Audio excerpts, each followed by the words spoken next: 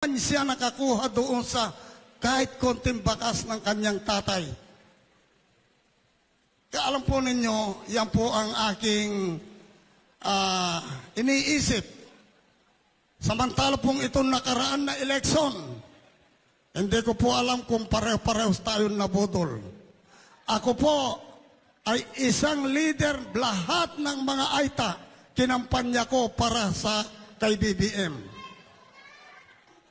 Pero ngayon po, nakikita ko na pangalan man ng isang AITA, walang dumarating na progreso sa amin.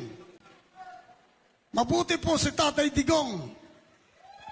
Si Tatay Digong, ako po ay nakapunta. Ako po ay inimbitan niya sa kanyang opisina, kaya mamaya po, mahintay natin siya. Ang aking pamumuno po ay hindi lang ngayon, panahon pa rin ni Tatay Digong o yung mga ibang presidente. Nakita ko po kay Tatay Digong, hindi po niya ako kinahiya. Ang media na ito pong medyang Jessica Soho, sinundan po ako, hinintay ako para ma-interview lang. Sinabi ko po ang lahat ng problema ng mga AITA, pati ang problema namin dito sa aming mayor. Alam po ninyo, iisa lang ang pinalitaw ni Jessica Soho. Isang salita lang.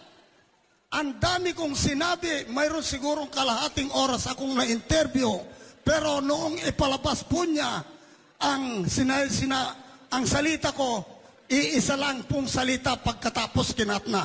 Mga bias pong reporter yan.